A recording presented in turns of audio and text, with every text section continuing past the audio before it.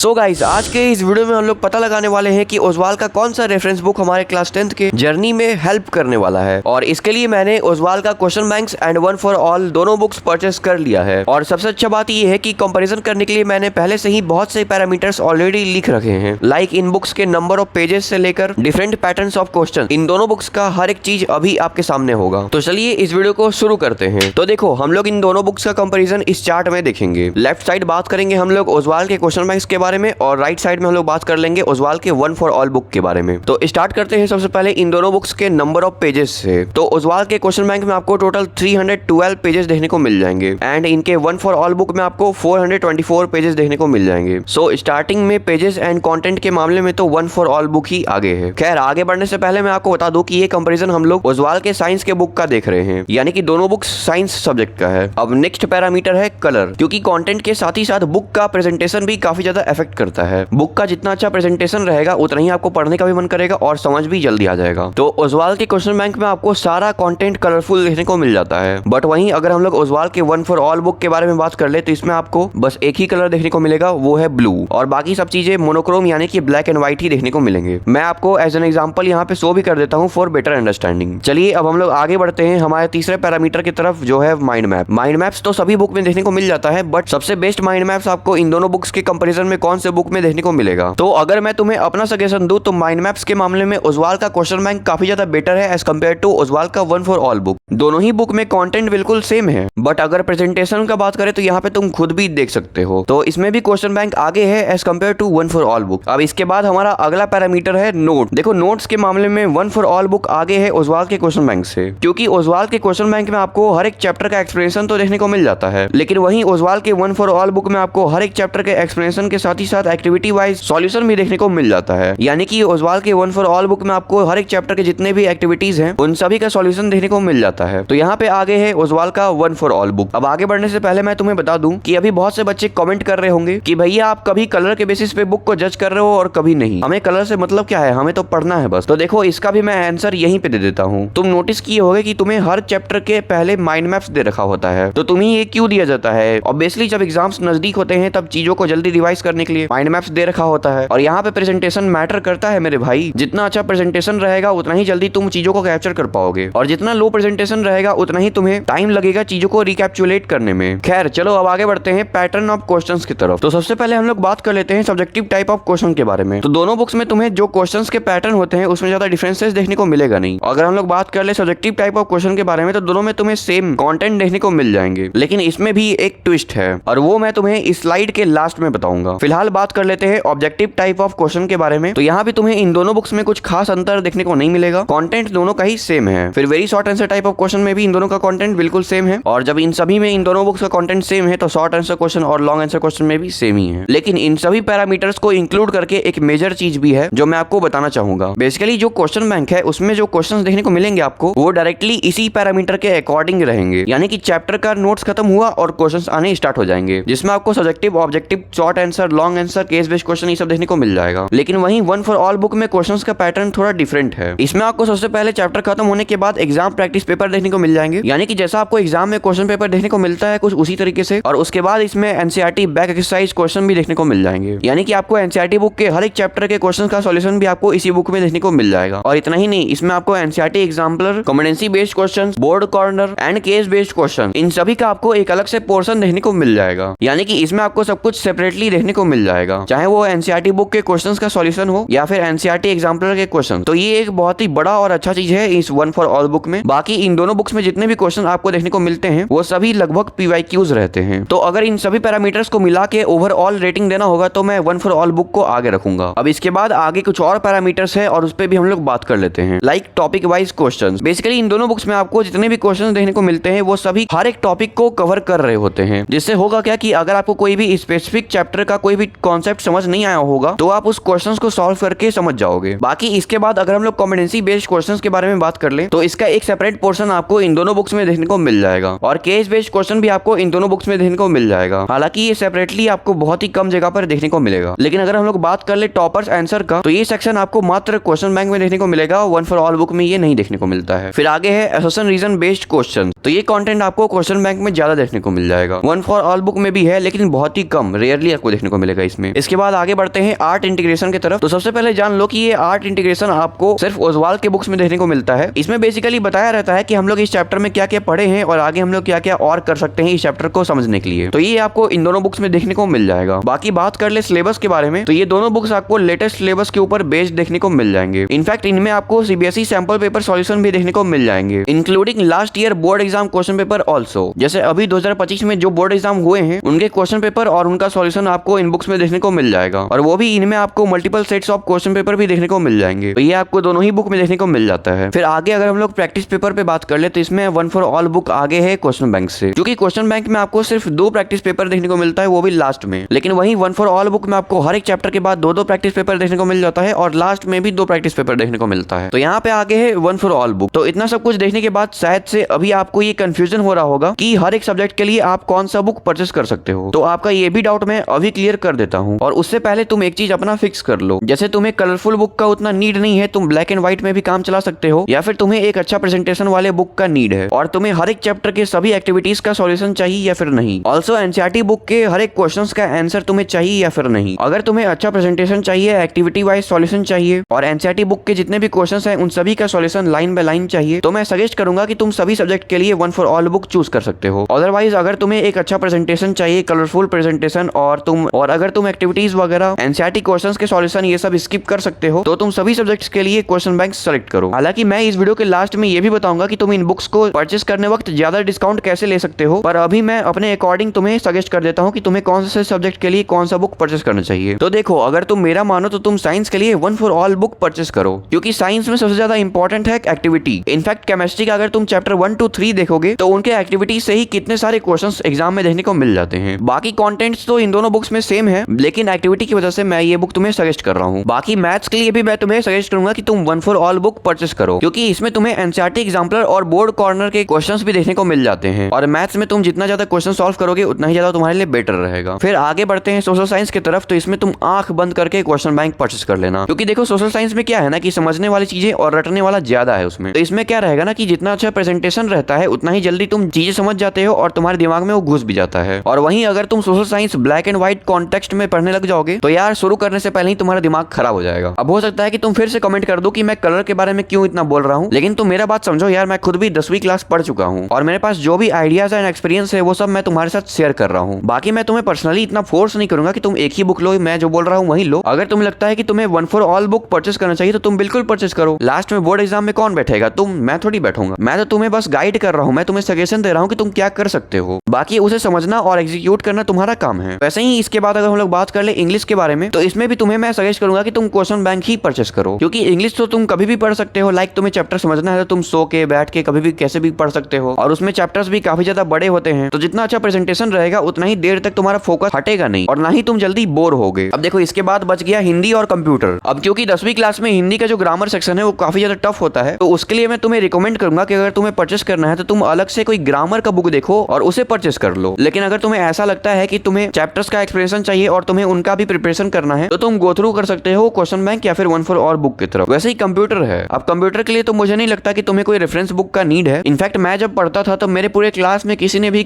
ITAI के लिए कोई भी क्वेश्चन बैंक नहीं लिया था। तो ये टोटली तुम पे डिपेंड करता है, तुम कोई सा भी बुक अपने अकॉर्डिंग परचेस कर लेना अगर तुम चाहो तो। वैसे मैं तुम्हें रिकमेंड करूंगा कि उतना बुक वगैरह परचेस करने का जरूरत नहीं है तुम्हें, वो भी ITAI के लिए। तो इस वीडियो में हमने सब कुछ डिस्कस कर लिया है, और जैसा कि मैंने आपको बोला था कि इस वीडियो के लास्ट में मैं आपको बताऊंगा कि कैसे आप इन बुक्स को परचेस करने वक्त ज्यादा डिस्काउंट ले सकते हो। तो देखो, इन बुक्स को परचेस करने के लिए तुम लोग सबसे पहले ओजवाल के साइट पे चले जाना, जिसका लिंक ऑलरेडी इस वीडियो के डिस्क्रिप्शन बॉक्स में दे रखा है। उसके बाद तुम्हें जो भी बुक्स परचेस करना है वो तुम कार्ट में ऐड कर लेना, और लास्ट में परचेस करने वक्त मेरा कूपन कोड RISAB10 अप्लाई कर लेना, जिससे तुम्हें इंस्टेंट 10% डिस्काउंट मिल जाएंगे। यानी कि मान लेते हैं कि अगर तुम 2000 रुपए का बुक परचेस कर रहे होगे और उसमें अगर मेरा कूपन कोड RISAB10 अप्लाई कर लेते हो तो तुम्हें वो बुक्स मात्र 1800 रुपए के देखने को मिल जाएंगे। तो जाओ और जल्दी से अपने मनपसंद बुक्स को परचेस कर लो। और अगर तुम्हें ओजवाल, एजुकार्ट और PW के बीच कंपैरिजन वाला वीडियो देखना है तो तुम इस वीडियो को क्लिक करके देख सकते हो।